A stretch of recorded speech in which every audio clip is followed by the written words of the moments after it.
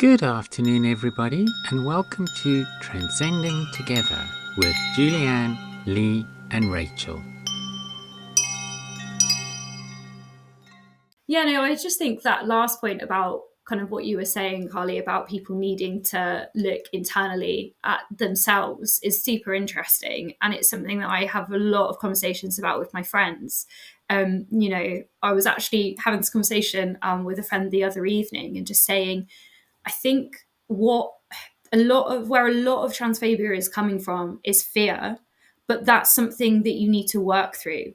Like, if you recognize that gender is a spectrum and is not like this binary thing, then that opens up a world of possibilities for yourself and how you could express your gender. And I think that some people, rather than then doing that internal work that's needed to process what that means for them and how that might alter their gender expression or the way that they live, rather than doing that process, just it's too frightening, it's too much, and they don't want to do that work. So that comes out, I think, in this kind of transphobia that we're seeing right now. And as somebody who's currently going through that process of doing that work about my gender expression, I'm more and more believing that I'm non-binary and, how that's going to sort of impact my life.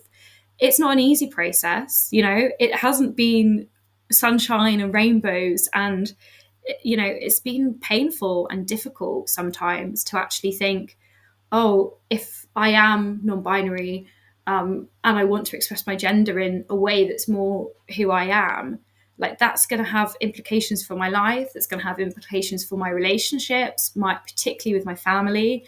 And yeah, I think that kind of shutdown can sometimes happen where people go, no, that's too difficult. So instead, these people that challenge me I'm going to, instead of recognizing that challenge and doing that work, I'm going to shut them out, and that's going to come across as hatred. And I do think that is where a lot of that transphobia comes from. So yeah, it's kind of my 2 cents on that issue. So yeah. No, I was just saying I agree with Rachel. It's a process, and we're all in one way or another going through that process, and it's not an easy process to deal with. And it's something I tell people often is that you're going to that the one thing I think people need to realize, it's okay not to, in this case, it's okay to feel apprehension about this. It is okay to feel a certain kind of way about these things. It's okay to be afraid. Only a fool wouldn't be, because it does have an effect on your life. It will affect the people around you. It will, transition. That's one thing that gets me about the people that feel that this is so easy. Like, oh, you wake up one morning and all these people talk about self-identification, and they make it sound like it's just a snap and it's so easy.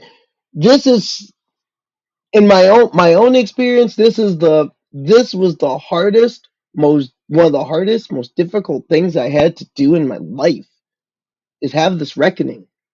This was not easy. This was not on a whim. And that's the other thing. People will say, "Oh, you're rushing, like, these young people, you're rushing them through it." I don't know anywhere in the world that's fast tracking kids through a transition.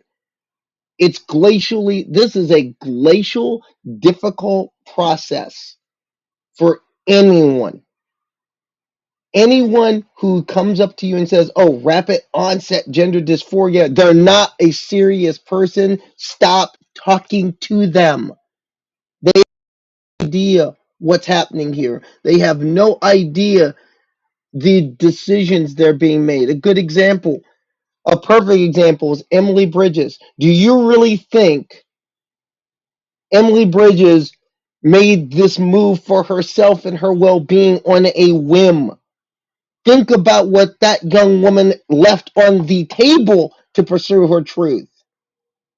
If Emily Bridges had never transitioned, we would be talking about her in the Tour de France this year. Philippa York would be talking about how she's going to turn the Giro out in a few weeks' time.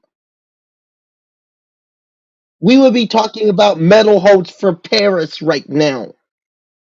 Yeah, it is. And, this idea that, um, which just makes me sick, is this idea that men are transitioning to women just so they can play sport and win, which is so, I mean, it's misogynistic, it's disingenuous to the fantastic cisgendered women who play sport, who against all odds as well. I think this is where this is, that there ought to be this collaboration between cis and transgender women, because we we share we are a minority, we are an underprivileged segment of the sporting society, and we should be fighting together to make the slice of the pie bigger and the pie bigger, rather than arguing about the few crumbs that fall from the table. Yeah, I think Exactly. Another example I want to throw out there because it's important to talk about this person. There's a young skateboarder in the United States named Sam Baker. Sam Baker gave up being an Olympic hopeful to transition. If Sam Baker would have just kept his mouth shut and just said, "You know what? Fake like you're a woman," all the endorsements, an Olympic bid, and they were a medal contender. Instead, Sam was like, "No, that's not who I am. I am a man, and I am a man. I need to move forward in that truth." Left an Olympic bid on the table for that. Now, I want to ask any transphobe: you think this is easy? You think it's easy to leave? Do you think it's easy to have family turn your back on you? That's happened to many of us. That's happened to me. Do you think it's easy to realize that you have to rethink your entire life and reconceptualize your entire life, and for many of us, start over from dead zero? Yeah, exactly. And yes, Julie, I'm with you. We need we need to be talking about this, as especially as people in sport. We need to be having these conversations because we need to be working we need to be working within ourselves for the benefit of us all. Things like the Castor Semenya rule. I've been speaking out on that for a decade because it's archaic, it is racist, it is archaic, it is completely tilted toward the global north and the western world. It is ridiculous. If if Laura Muir had been treated the way Castor Semenya had been treated, do you really think British athletics would allow that? No, well, now they would. They probably would now. Uh, Seb Coe, I mean, he's an absolute full-on Mm, transmisogynist. no, Seb Coe would step in the middle of it and say, "You're not messing with our girl, even if she is Scottish." There's Huh. no way Laura that happens to Laura Muir. There's no way that happens to Femke Bol. There's no way. I'll even say it. I don't even think a black British or American athlete would be treated the way Castor Semenya was treated. Castor Semenya was treated the way she was because she is a black athlete from a poor country, or what is perceived to be a poor country in the global south. The same way with Duty Chand. Oh, she's South Asian. She's from India. We can ride down on her and she won't fight back. The thing is though, Duty Pastor Semenya did fight back. Mm, And every woman in sport should have been fighting back right along with her and said, "No, this is not right." yeah. But instead, many people acted like Lindsay Sharp. And yes, I'll mention Lindsay Sharp. By the way, Lindsay, can you get out of the first round yet? Oh no! Oh no! I'm catty like that. I'll cattiness on that one. Got the ears on you. Seeing her bomb out the first round of World Athletics, I was just like the South African. And but that that we need solidarity. I mean, athletes that was affected by what did last year at the World Championships was the same who did not have nice way about. And as much as I disagreed with her transfer, stand up for her right to get the funding she earned for a competition she earned the right. That's solidarity. Solidarity means I will ride for your right if you won't necessarily ride for mine because it's about something bigger. It's not about you. Person behind you. It's about the girls that are coming behind you to make sure they get their piece of the pie. No, so I'm Yeah, with you on that, absolutely. Julie. Rachel, did you want to? I think you wanted to say Yeah, something. no, I mean, I just, as somebody that is AFAB, I really believe that that is our responsibility, is to fight this fight, because it I think it's this transphobia that is coming into sport. It's also, it's affecting women far more than it is men, I would say, and women's sport far more than it is male sport. And I just think that we need to recognize it for what it is, which is them coming for our rights to participate in sports. And I always like to remind like cis women of this. I always say, you should care anyway, like you should care, because you just shouldn't be a TERF or a transphobe. But I was like, this does not end with what they're doing currently. This will continue to be pervasive, like in women's sport. They will keep on finding ways to put women's sport down. They will keep on creating divisive policies that target our sport and our right to engage in sport more than it does men's, because that we've seen that history. Like, that history is there for us to read. So if we are not coming together to fight this, and as Julie said, fight for equity, which looks, equity means them actually probably investing more into women's sport for a period of time, because we've had years of them not. Like, if we're not fighting together for that big bit of the pie, then what are we doing? Like, it's just not good enough. And I'm constantly thinking, I don't engage in sport in a competitive way. I play rugby. I've now started American football, which I don't think Julie knows, but I'm loving it. And I want to leave behind a world that makes it much easier for anybody, particularly women, to engage in sport, because it's really important and it's transformed my life being able to play sport. So, yeah. With that in mind, I have a question.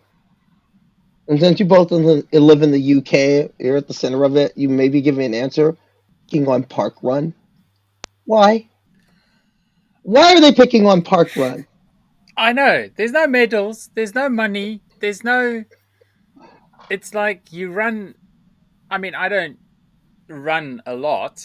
I mostly run from my problems. But I mean, to me, parkrun, when I used to do quite a lot of running, I always thought parkrun was about you and your personal best and improving your personal fitness. I mean, if some people are in their minds thinking they're competing with everyone else, well, good luck. You do you. But parkrun is very specifically something. It's a way to organize people so you can run together as a group, and it's about you. It's not about where you rank with everybody else. There's no money, there's no glory, there's no nothing. What an absolute load of complete and utter bullshit. And I can say that now that we're Yeah, not on trans radio. no, but here's the thing. I look at that and I wonder, are these people serious people? I go to something very similar every Saturday at my favorite running shoe store in the morning. They have like a Saturday morning like running group. You get together, you stretch out, and then you go out, and we have a bunch of different groups doing a lot of different distances. You go out, you run, you get a little bit of exercise, and you have a good time. What is with these people with this whole park run thing? Exactly. There's no money involved. There's nothing involved. And I'm just wondering where would this coming from? The same way with why. And also want to ask you both, why do, because I wanted to touch on her, and I think it'd be a good time to do it. What is with people in Emily Bridges? Why are they jumping on this kid so much? What, in your view, as people who live in the culture, who live in the United Kingdom, who've seen this up front and up close, and who get up in the morning and watch Good Morning Britain and have to be subjected to GB News and the Daily Fail or the Daily Heil, depending on how deep you want to go with it. Um, what is in? Give me a Britain's take on why people really believe that Emily Bridges was this big Welsh dragon that was going to burn women's cycling. I'll go first, but I'm sure Rachel's got some views on this. I think that one of the things which our media, and you, referred to them, the Daily Fail, and um, the Telegraph and all of those things. I mean, it was quite Oh, the interesting. toy graph. Yeah, the Tory graph. It's quite interesting that when I first started my battle, I only got coverage. I got like BBC, the Telegraph, and the Times were the only ones that actually reached out to me for comment and stuff, which I thought was interesting. And I came to understand it was more about the specific journalists. And I think at a certain point, stories about me started getting spiked by the editors, by the senior editors. Um, so so that is part of it. But the problem is, like, everyone, we've got this newspaper in down in sort of the London commuter belt, which is called the Metro. And it just makes me so sad when I get on the train on the odd occasion that I do go into London and everybody's buried in their Metro. And the Metro is basically the Daily Mail from a daily commuter point of view. And people here are so focused on division and hatred. And right now it's trans people. Before us, it was immigrants, and now we kind of equally hated. And I think a big part of it is that the gender critical movement in this country, ably assisted by the likes of J.K. Rowling and Maya Forstater, and assisted along by Kimi Badenoch and Priti Patel and Suella Braverman, and just really awful people. People, they don't want to learn. They don't want to understand. They want to sit there in their little bubble, and it's just and then I think the thing which I found most interesting is the first time the papers actually called out Rishi Sunak for what he said in Parliament when Brianna Jai's mom was in Parliament. If people were starting to say, "Oh, we finally broken through. We're finally getting people to be sensitive to trans people," and that wasn't actually, when you read the coverage, it was the Brits can get on board with a grieving mother. She was a grieving mother who had lost a child. And it was all about Esther. And I'm not saying it's not about Esther. Of course, she is the grieving mother. But none of it spoke to the transphobic element. In fact, they even tried to wash over it and make out like her being trans wasn't a factor, despite the fact that, like, in the person's diary, it was, he writes, "I want to see if it screams like a boy or a girl." But no, it wasn't because they were trans. It wasn't, Mm, that wasn't it. So yeah, that they're an was from angry, the horrible, that was narrow-minded bunch of welly wearing. I don't know, Rachel. You better come in here, otherwise I'm well, gonna. no, but that's something Rachel, I want to get your view on this as well. It's like, because I saw that with the Prime Minister's questions. I mean, that drew news here in the States. That drew quite a following here as well. This, Rachel, what's your view of it? Because one thing I especially want to talk about is the press coverage after that, and I made a point to watch all the press coverage, whether it was BBC's coverage, ITV's coverage, GB News, God forbid, all the news coverage that came out after that, and all the panels that night that were all over the different news programs in the UK. The common denominator was not a single one had a trans person on it. Did you know we've got an absolutely wonderful merch store? You can buy merch from the show. You can buy this mug, which supports my rugby team, the Sussex Dragons. This is one of my favorites. This is best part of waking up, turf tears in my cup. We also have t-shirts, which support my rugby team, and t-shirts which express our dissatisfaction with England rugby for the way they've treated trans people. And for you bikers out there, we've got our Sisters on Steel Motorcycle Club. Scan this QR code or follow the links on tigergirl.substack.com. Now back to the show. Yeah, that's interesting. I think my perspective on it was, I think obviously it was absolutely right that there was the press and the coverage of it, and what Rishi did was truly awful, to say that in front of a grieving mother. But I kind of said to my friends, this, I do worry that if he hadn't said that in front of her mother, would anybody have actually said anything? Because trans people have become the butt of the joke, and that's been so normalized. And this isn't the first time that we've heard him say something transphobic. He's got a track record of saying transphobic things. And my kind of thing was, how far have we got with transphobia being accepted, that the only time that it kind of got the press and the coverage that, warranted, even you reading about it, was when it was said in front of somebody's, Rihanna's mother, which obviously it was right that it did, because it was awful. But, why was it only then, actually, when we've allowed this kind of pervasive transphobia to go unchallenged, to get to this point where he is able to openly say these things? We've allowed so many things to slide and go unchallenged before, to get us to this point in culture that we're at.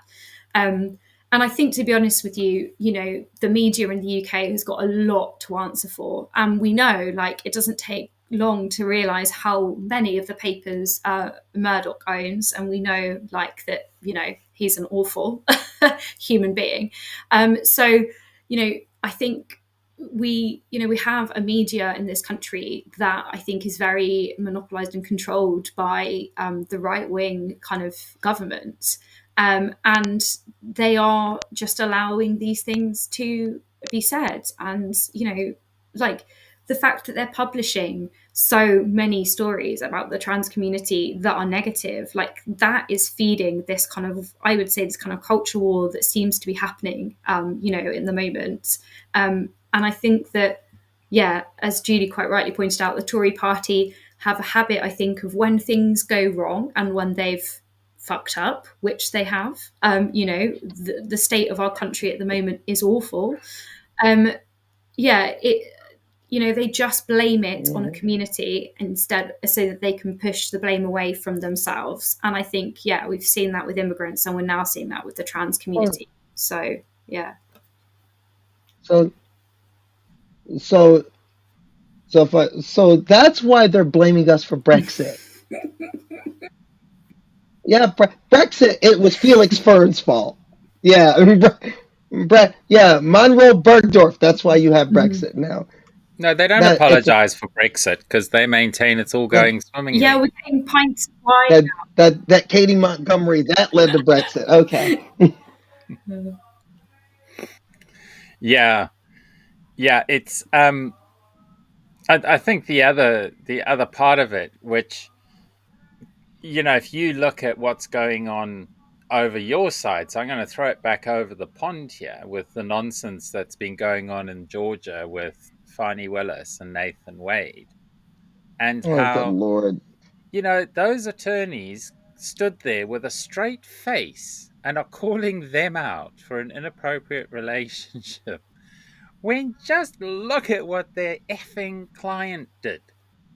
An adjudicated rapist, and improper relationships with women, numerous, Eugene Kelly. I follow in Substack. It's called Carol. But you know what this is all. You know what this is all about. This is about, simply put, a group. This is, at one level, you have. I'll explain the United States real quick.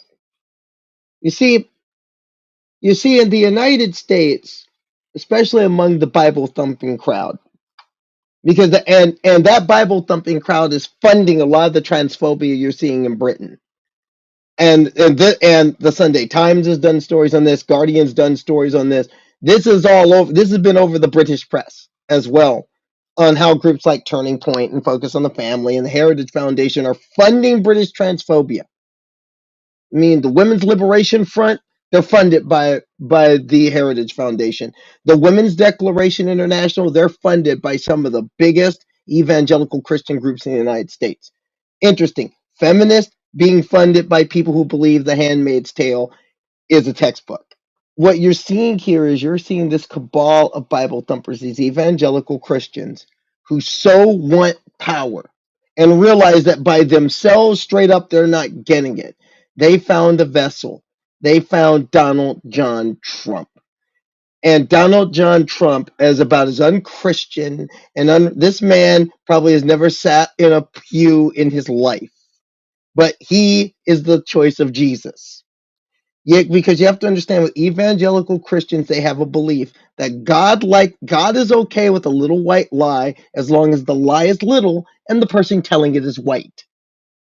That's what you're seeing in the United States. That's what you saw in Georgia. Never mind that there is proof and evidence, open, naked evidence that Donald Trump wanted to fix an election where he basically tried to strong arm a Secretary of State saying, I just need 11,780 votes. He is on tape saying this. It should be in a sane country. This does in a sane country, Donald John Trump would be locked under a jail in a sane country. But you understand, the United States is an armed madhouse. The United States is not a sane country. The same way that the United Kingdom right now, under the Tories, is not a sane country. In many ways, I mean, this is a macabre, bizarro Thatcher world that you're seeing in the UK, and in the United States. What you're seeing here is something you've never seen in American history before. You have never seen you have never seen a man openly calling for fascism at the levers of power, and that's really what you're seeing in the United States. You're seeing Gore Vidal's worst nightmare come to life the day that the United States puts in a damn fool as president. Well, you saw it in 2016 to 2020. And if people put transphobia above sanity, you're going to see it again. Because I find it interesting that 1.6 million people are so spooking 329 million others that they would want to institute America's version of Oswald Mosley in as president again. And that's what you're seeing in the United States. And that is part of it, the moral panic over Fannie Willis and Fannie Willis dating an attorney who is not even on this case, on a different case. That is what you're seeing, this moral panic. And that is a lot also where the transphobia is coming from. It is for these people, they see my mere existence as this moral panic. And again, that goes back to some people's internalized transphobia. Because just to give you a personal story, I was once speaking at a panel a couple of years ago. And it was a panel, on trans people. It's one of those things where if you don't know a trans person, here's an opportunity to meet trans people and actually talk to them. And afterwards, I'm holding court with some of the people there and talking to them. And there was this one man who walks by in line. And if you will, he's what you would consider the aging dude, bro. He's in jeans and a sweatshirt. He's in jeans and a sweatshirt with his favorite ball team or his college on it or whatever. I mean, the British equivalent would be, some middle-aged guy, salt and pepper, beard and hair, and who's probably going to go have a pint afterwards, and whatever football side he supports is on his shirt. And this man comes up to me, and this man says, maybe if your daddy had thrown a football around with you, this wouldn't have happened. Yes. Maybe if you had a father around to throw a football. Now, here I am sitting here and I'm smiling and I'm looking, I'm looking rather nice that day. Got a nice little A-line skirt and a blouse and a blazer, a pair of heels on. I turn towards this guy, cross my legs just so, adjust the skirt a little bit, look up at him, and I serve him a mix of sweet feminine syrup mixed with some snake venom. And I look up at him and say, "Sir, I was my daddy's starting quarterback for 2 years and won a championship. Still happened." And I could turn his face turn red immediately. That is a piece of the moral panic, especially I find for people, and I think this is why you have a lot of the trans misogyny that you're happening. Because I mean, think about it. I've had I've had people close to me say things like family say, why would you want to become a woman in this society? And people say that. And that's a piece of that moral panic. The idea that in the case of trans women, people who say no, I'm not a man, and decide no, I am going to make you don't no one being trans is not a choice. What you do about it is. What you do with the information is the choice, not who you are. There's more trans people running around living closeted than you realize. Yeah, I mean, There's I've more always people leading. sorry. Yeah, I No, what mean, was that? yeah, I mean, I've always my view on it has always been like I think a big part of the trans misogyny comes from they people can understand why a woman would want to be a man. That's why a lot of trans men, and I'm not saying they get a pass. I'm not saying it's any easier for them. In other ways, it's a lot harder. But um, I think society as a whole can understand why they can sort of it makes sense to them why a woman would want to be a man. But why on earth would a man want to be a woman? You, you know, that just to them is like that they just don't get it, and it's that internalized misogyny and that unconscious bias towards women that they see men who become women as taking a step down in society. And that's the same thing in sport. And it goes back to what we were talking about with the kid in Arizona. I mean, this is a person who won 3 state championships in a row, was a nationally ranked wrestler at a young age, will probably be an Olympic hope, will at least have an outside shot at making the Olympic team this year as a high school kid. Will definitely make it in 4 years' time if she stays with it. In the meantime, she'll go on to college wrestling and rock the house. But people look at, but now people notice because she won a boys tournament. And all of a sudden now she's legitimately I can root for her as a legitimate athlete. It's the same thing what we're seeing right now. I mean, in the big piece of the sporting news here in the United States is towards a young woman at the University of Iowa, Caitlin Clark, who in basketball has scored more points than just about any college player in history of men's or women's, and recently surpassed a legend who owns the men's collegiate mark. And now people are looking at her like she's the second coming when we've had players who I feel are even better than she was come in women's basketball in the past of the sport. But because of here and now, and people can appreciate it because, oh, but she broke this legendary man's record. Because of I think that's one of the biggest problems we have in women's sport is that women's sport is still judged through a male gaze and not on its own merit. And I think that's Yeah, a lot of what you're seeing is that all of a sudden we're still stuck in a paradigm that's 50, 60 years out of date. The idea that, for example, the ladies Wimbledon champion is less than the men's, even though the ladies are playing more compelling tennis. yeah, it's the same I with mean, really, rugby. think It's about it. better rugby. Yes, I mean rugby, right? I mean, right now, who I mean, who's excelling in football at the international stage? The Lionesses are excelling as well as the Three Lions are. In fact, in some ways, let me put it this way: the England women's national football team will win a World Cup before the next time the men do. I'll call it. Oh And I yeah. love Gareth Southgate. I love Gareth Southgate, and I think he's done an exemplary job getting England back in position to where they're really a competitive international side again, and they're a threat to win Euro and a threat to win the World Cup. I'll tell you right now, the Lionesses, they're going to win a World Cup. Hmm. You, Yeah, they were they're going very to win. unlucky not to win the I'll, last one. and I'll say it right now. They'll win the next. They'll come. They'll come to North America. Win the next one. Yeah. I will call that the final in 2026 will be England and the United. The final, or rather, the next Women's World Cup, which also may be in the United States. The next Women's World Cup, they're going to win the thing.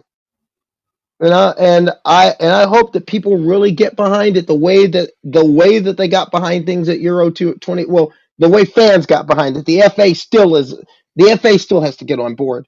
Hmm. But the thing is, that's where a lot of the transphobia and misogyny work hand in hand. It's like beans and toast. They work hand in hand. And I think people need to start realizing that and understanding that if you want to know why you have the misogyny in sports, look at the transphobia in sports. It's the same system.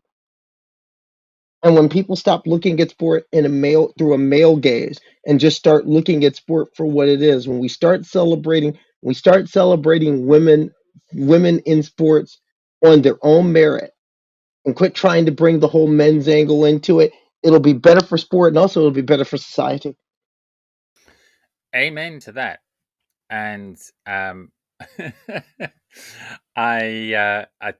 I'm running out of time as well. Rachel, how are you doing for time? I know you had something you needed to do. Do you want to say anything before we No, close? like I've just thank you for having me, and also my cat is making an appearance as per usual. But yeah, no, thanks. It's been lovely to chat, and yeah, but yeah, I need to head off. So yeah, I think we'll wrap it there. Thanks, Karleigh. I think we definitely need you on more often, and we're gonna. Well, There's just so much to talk anytime, about and so many things. anytime, So, all right, brilliant. anytime, because I like talking about this. I'll talk about trans rights anytime, but I think one thing we need to continue to do is a lot of transatlantic exchange, especially because a lot of the things, again, so much of what we're seeing in the United States were things that were first field tested in the UK. And a lot of the things that are coming out of the UK, a lot of the transphobia that's coming out, a lot of the British transphobia is finding its way into the discourse here in the United States. And for example, the case of Leah Thomas, Mm, you had the nastiest of British transphobes coming here. And that's another thing. Suella Braverman, oh, Posey Parker is better at home. Her home is the best place to be a transphobe. Stay there. yeah. Don't let her come to my country. Don't let her come to my country again. Take her passport, please. Don't. You're not welcome here in America. You're not. No. Keep Posey Parker at home. Thank Okay. you. Public service. All right. Yeah, brilliant. Thanks so much for coming on again. And as I said, I'll definitely we should do this more regularly, I think. So we'll catch I'm up for it. definitely before Yeah, the let's catch up.